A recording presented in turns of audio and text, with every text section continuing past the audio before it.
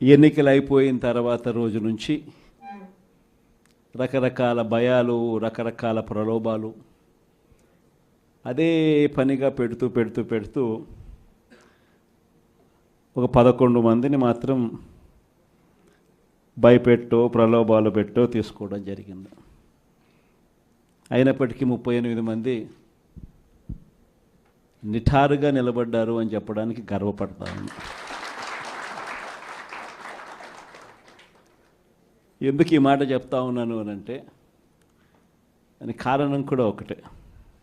In fact ఏ corporation చూసుకున్నా, ఏ municipality చూసుకున్నా, రాష్ట్రంలో ఉన్న ఏ జెడ్పీటీసీ పరిధిలో ఉన్న ఏ మండలం తీసుకున్నా, అటు ఎంపీపీలైనా కానీ, అటు జెడ్పీటీసీలైనా కానీ, సర్పంచ్లైనా కూడా, ఏది తీసుకున్నా కూడా ఎన్నికలు అయిపోయిన తర్వాత 3 సంవత్సరాల తర్వాత లోకల్ బాడీ ఎన్నికలు జరిగితే అటువంటి ఎన్నికల్లో ఈ రకమైన రిజల్ట్స్తో రాష్ట్రమంతా క్లీన్ స్వీప్ చేసిన పరిస్థితి వైఎస్ఆర్సీపీ ప్రభుత్వం, మన ప్రభుత్వం.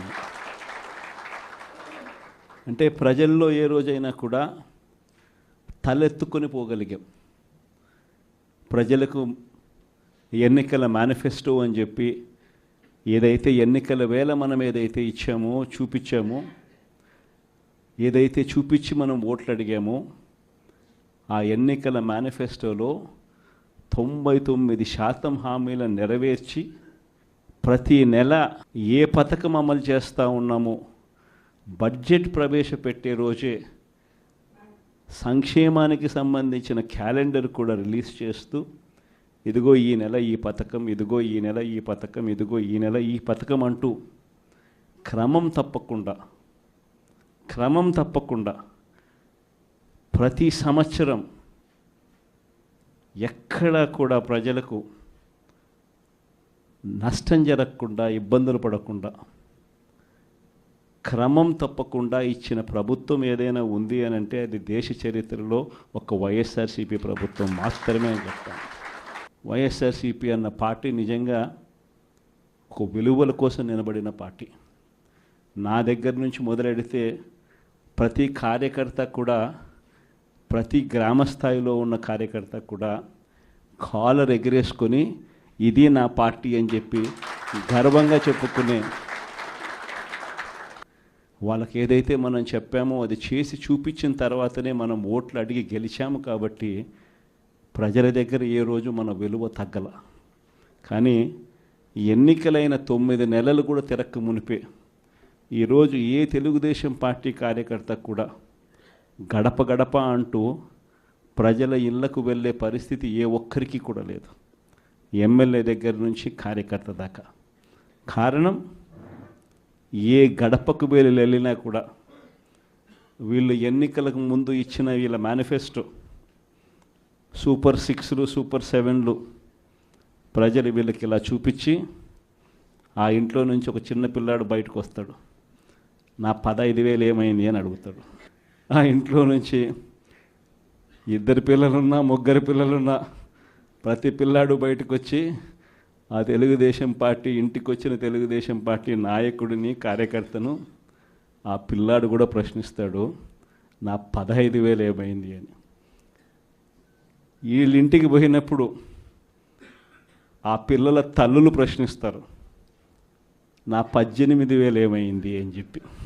50 ఏళ్ళు నిండిన వాళ్ళు వచ్చి ప్రశ్నిస్తారు, నాకు 50 ఏళ్ళకే పెన్షన్ ఇస్తానన్నా, నా 48,000 ఏమైంది అని చెప్పి. అదే ఇంట్లో 20 ఏళ్ళ పిల్లోడు, ఆ పిల్లాడు వచ్చి ప్రశ్నిస్తాడు, నాకు నెలలైనా 3,000 ఇస్తానన్నా, 36,000 ఏమైంది, నా 36,000 ఏమైంది అని. అదే ఇంట్లో బహుశా విజయవాడలో కొంచెం రైతులు తక్కువేమో కానీ కొంచెం గ్రామీణ ప్రాంతాలకు పోతే రైతులు కూడా, కండువా వేసుకొని వచ్చే ప్రతి రైతు కూడా నా 20,000 సంగతి ఏమైంది అని అడుగుతాడు.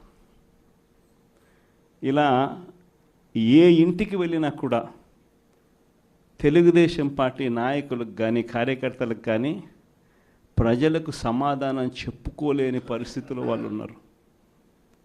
ఎన్నికలప్పుడు ఏదైతే మాట చెప్పాడో ఆ రోజేమో మేము చెయ్యకపోతే మా కాలర్ పట్టుకోండి అని అన్నాడు. మరి ఈరోజు ప్రజలు కాలర్ పట్టుకుంటారేమో అని చెప్పి భయపడి రెడ్ బుక్ రాజ్యాంగం నడుపుతూ ఉన్నారు. ఈరోజు ఏమంటా ఉన్నారు? ఎన్నికలు అయిపోయిన 9 నెలల తర్వాత ఈరోజు ఏమంటా ఉన్నారు? సంపద సృష్టించడం ఎట్టనో నా చెవిలో చెప్తే నేను తెలుసుకుంటాను అంటున్నాను. వాస్తవాలు. ఇదే మాటలు ఎన్నికలకు ముందు నేను చెప్పా. చంద్రబాబు నాయుడు నమ్మడం అంటే చంద్రముఖిని నిద్ర లేపడమే అని. ఇదే మాటలు నేను ఎన్నికలప్పుడు చెప్పిన. చంద్రబాబు నాయుడు నమ్మడం అంటే పులి నోట్లో తలబెట్టడమే అని చెప్పి ఇదే మాటలే నేను చెప్పా. మేనిఫెస్టో ప్రజెంటేషన్ చేసేటప్పుడు ఇక్కడ ఇలా నిల్చుని ఇలా మేనిఫెస్టోని ఇలా చూపించా. మన మేనిఫెస్టోని ఇలా చూపిస్తూ వాళ్ళు చెప్పిన మేనిఫెస్టో హామీలను కూడా ఇలానే చూపిస్తూ చెప్పా. ఇది సాధ్యమయ్యేటివి కాదయ్యా చంద్రబాబు నాయుడు చెప్పేటివి. రాష్ట్రానికి సంబంధించిన బడ్జెట్ ఇది, మనం చేస్తూ ఉన్న బటన్లు నొక్కే కార్యక్రమం ఇది, దీనికే ఇంత డబ్బు ఖర్చు అవుతుంది. మరి చంద్రబాబు నాయుడు ఏమో 1,72,000 కోట్లు సంవత్సరానికి అయ్యే ప్రతిపాదనలు ఆయన చెప్తా ఉన్నాడు.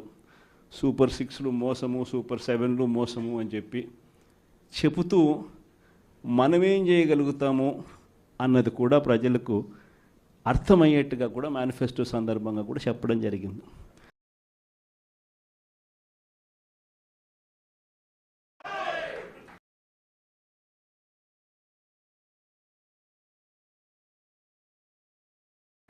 ఈ రోజుకి కూడా నేను చెప్తా ఉన్నా, ఓడిపోయాం పర్వాలా, ప్రతిపక్షంలో కూర్చొని ఉండం అది పర్వాలా, మళ్ళీ రీలు వెనక్కి తిరిగి మళ్ళీ అదే రోజుకు మళ్ళీ తిరిగి వెళ్ళి కనీసం ఇలా జరుగుతుందని తెలుసు కదా ఇప్పుడు ఎలా చెప్తావు అని చెప్తే మళ్ళీ ఆ రోజు వచ్చినప్పుడు ఇదే విధంగానే మళ్ళీ చెప్తా. ఎందుకనంటే రాజకీయాలలో విలువలు, విశ్వసనీయత అన్న పదానికి అర్థం అదే. ఎన్నికలు ఎప్పుడొచ్చినా కూడా అదే విలువలు, అదే విశ్వసనీయత అన్న ఒకే ఒక పదం మీద మళ్ళీ వైఎస్ఆర్సీపీ మళ్ళీ అఖండ మెజారిటీతో మళ్ళీ గవర్నమెంట్. కానీ ఈసారి ఫామ్ చేసినప్పుడు మాత్రం ప్రజలకు చంద్రబాబు నాయుడు నైజం పూర్తిగా అర్థమైపోతుంది. కాబట్టి మనల్ని మళ్ళీ 30 ఏళ్ళు అక్కడే కూర్చోబెట్టే విధంగా కూడా ప్రజలు ఖచ్చితంగా అడుగులు వేస్తారన్న నమ్మకం నాకుంది. ఎందుకంటే ఈరోజు ఒకవైపున ఇచ్చిన హామీలన్నీ కూడా పక్కకి వెళ్ళిపోవడం అన్నది ఒక ఆస్పెక్ట్ అయితే, రెండో ఆస్పెక్ట్ ఏమిటి అని అంటే ప్రతి వ్యవస్థ నిర్వీర్యమైపోయింది. కేవలం చంద్రబాబు నాయుడు గారి ప్రభుత్వం రాక మునుపు మన ప్రభుత్వం ఉండేది. మళ్ళీ మన ప్రభుత్వంలో ఎలా ప్రతిదీ కూడా ఎలా పగడ్బందీగా ఎలా జరిగింది, చంద్రబాబు నాయుడు ఎందుకు చేయలేకపోతున్నాడు?